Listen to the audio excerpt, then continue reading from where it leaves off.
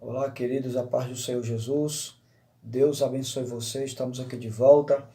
Este amigo que vos fala, pastor Sérgio Santos. E dessa feita eu quero compartilhar com você mais uma pequena reflexão nesta manhã tão abençoada. Vamos orar? Convido você a fazer uma oração. Bendito Deus, em nome de Jesus, quero te agradecer pela oportunidade de levar a tua palavra mais uma vez.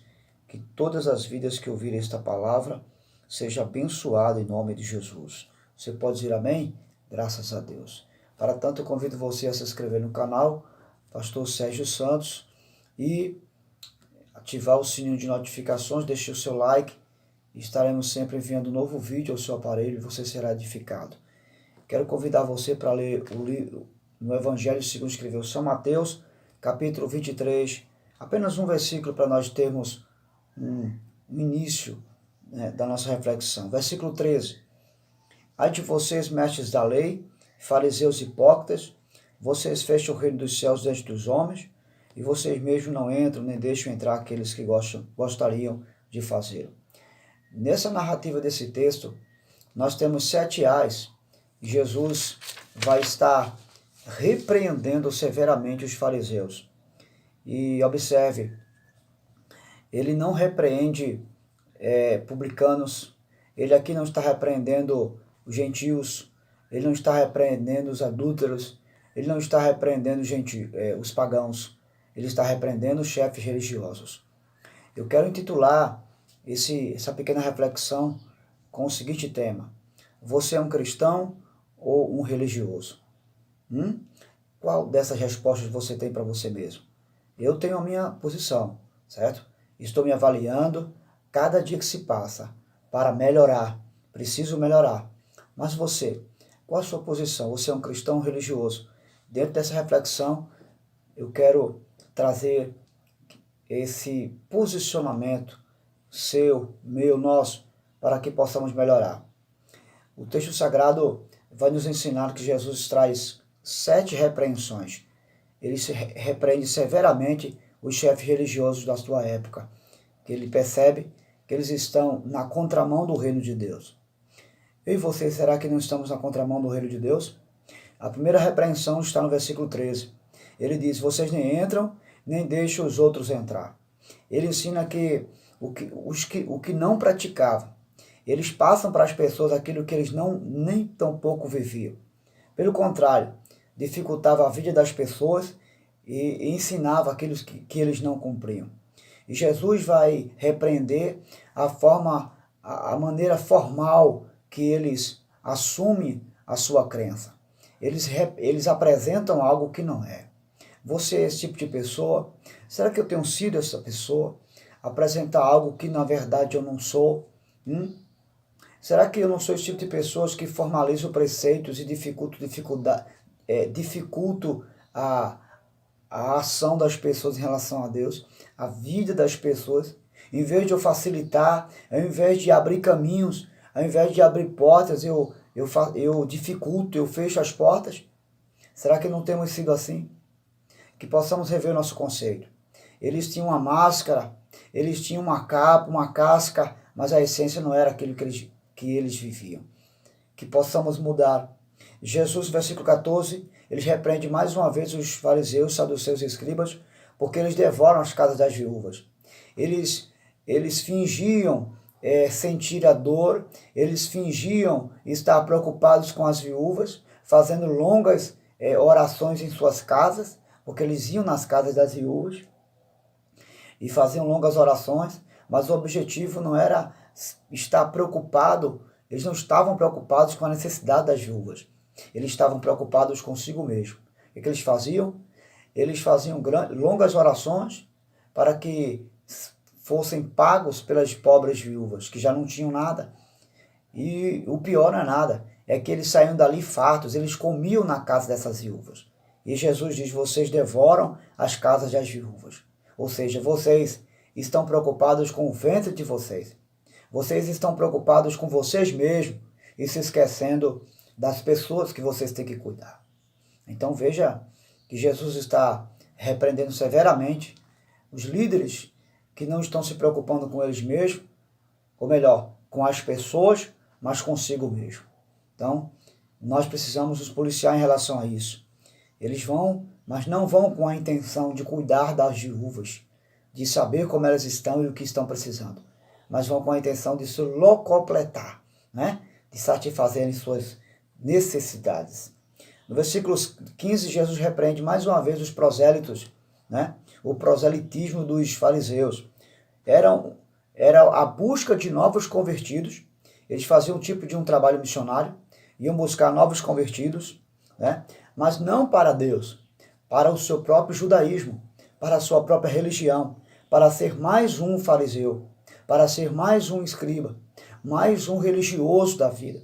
Ou seja, eles não buscavam almas com a intenção de salvá-las para Deus, de trazê-las do paganismo para o cristianismo, né? Para o judaísmo, que era a religião da época. Não, eles buscavam pessoas para si, para que essas pessoas pudessem viver as ideologias deles, as crenças deles e a forma deles viverem a fé deles.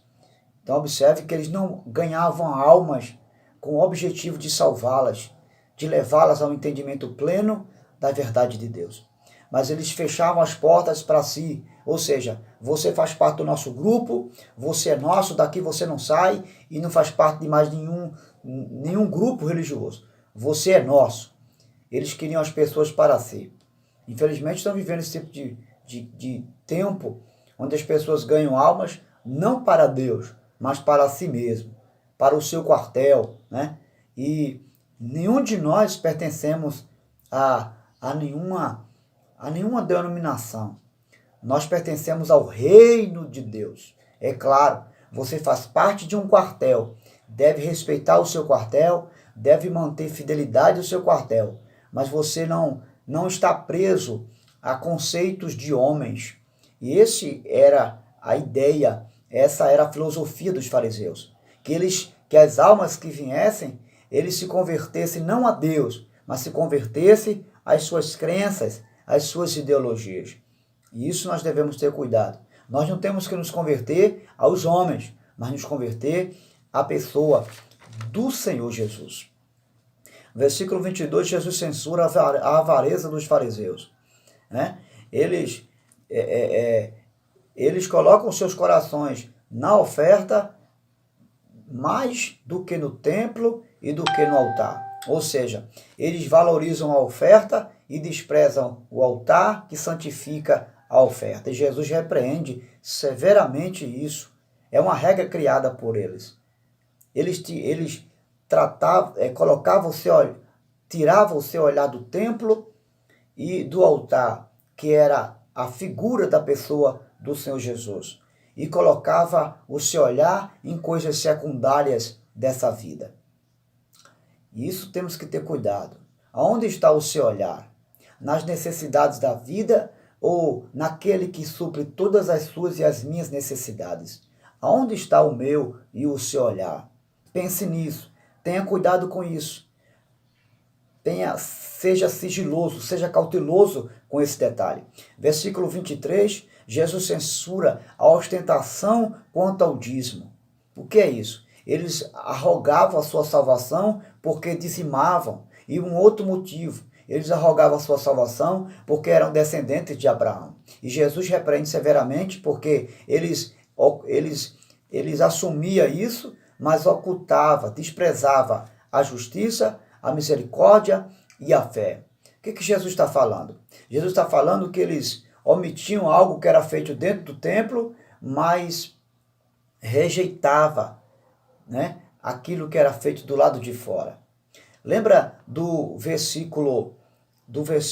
capítulo 25 de Mateus, versículo 35, onde Jesus fala sobre o grande julgamento? Jesus disse, olha, quando vocês deram de comer a um desses pequeninos, a mim fizeram. Quando vocês vestiram desses pequeninos, a mim fizeram. Quando vocês esquentaram a um desses pequeninos, a mim vocês fizeram.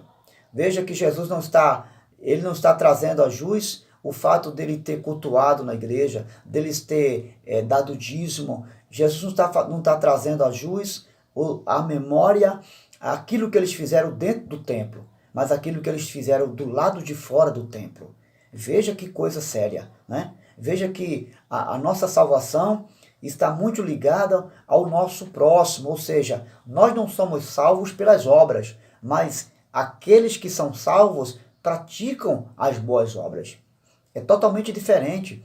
E os fariseus estavam ostentando sua salvação no fato de dar o dízimo. Você não é salvo porque dá o dízimo. Você não é salvo porque é ofertante, porque está sempre nos cultos, porque é membro de uma congregação. Você não é salvo porque tem muitos anos da igreja, faz muitos anos que você serve a Deus. Você não é salvo por nada disso. Porque é pastor, porque é líder, porque é diácono.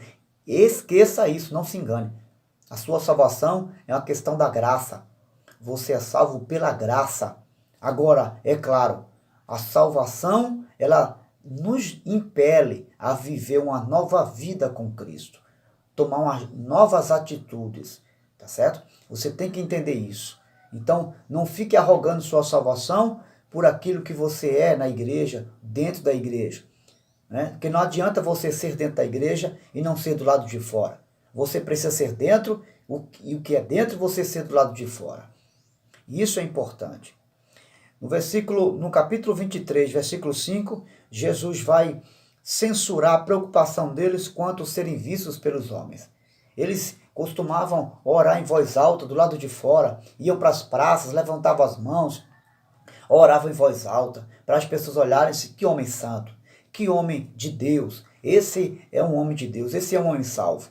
Ou seja, eles buscavam aplausos, eles buscavam ser vistos pelas pessoas. E Jesus censura severamente isso aí. Porque nós não temos que ser vistos pelas pessoas, nós temos que ser vistos por Deus, que conhece não só o que está do lado de fora, mas o que está dentro de mim. Então, Jesus repreende severamente esse comportamento hipócrita deles, porque eles buscavam ser vistos pelos homens, ou seja, eles oravam aos homens, eles faziam as coisas aos homens e não a Deus, a quem merece, é digno de toda honra e de toda glória. Né? Escute, não existe uma posição, levantar as mãos, falar em voz alta, não existe nada disso em relação à oração que Deus exige de mim ou de você. Se você fazer uma oração sem palavras, Deus ouve você. Se você não levantar a mão, estiver sentado, deitar, até deitado, se você quiser orar, Deus pode ouvir você. Lembra do rei Zedequias? Deus ouviu ele deitado numa cama, ele estava doente, e Deus ouviu ele lá, quando ele orava deitado. Então não existe posição para orar. O que existe é a motivação da oração. Qual a motivação que você tem em relação ao reino de Deus? Qual a motivação que faz você estar na igreja? O que motiva você estar na igreja? O que motiva você ser um crente em Jesus? É o medo de ir para o inferno? Essa motivação é errada. O que motiva você estar na igreja? É o pastor que você se agrada? Essa motivação é errada. O que motiva você permanecer na igreja, no reino de Deus? Participar de um grupo? Ser um oficial da igreja? Qual é a sua motivação? Ser visto pelos outros? É um título? É uma posição? O que motiva você? Qual a sua motivação? É uma motivação hipócrita? É porque você quer ser visto? É porque você gosta de aplauso? O que faz você levar o evangelho? É porque os outros fazem? Meu querido, não se engane. Não se engane. Viva um cristianismo e não uma religião. Porque se as suas motivações estão batendo com as motivações dos fariseus, eu e você estamos na contramão do reino de Deus. E sabe o que Jesus chama eles? Jesus chama eles de filhos do inferno, pelo comportamento que eles têm. Veja, eram judeus, líderes da igreja, mas estavam com os pés no inferno. Estavam a um passo para o abismo. E isso é muito sério. Deus nos ajude, Deus nos abençoe. Reflita mais sobre isso com carinho. Leia capítulo 23 de Mateus, reflita, mastigue, peça ao Espírito Santo para esclarecer você e trazer a luz da palavra. Quem sabe, muito melhor daquilo que eu pude esclarecer a você dentro de 14 minutos. Deus te abençoe. E minha oração é que a partir de hoje você mude a sua ideologia, o seu pensamento. Deixe de ser um religioso e passe a partir de hoje ser um cristão e um cristão de verdade. Um grande abraço em nome do Senhor Jesus.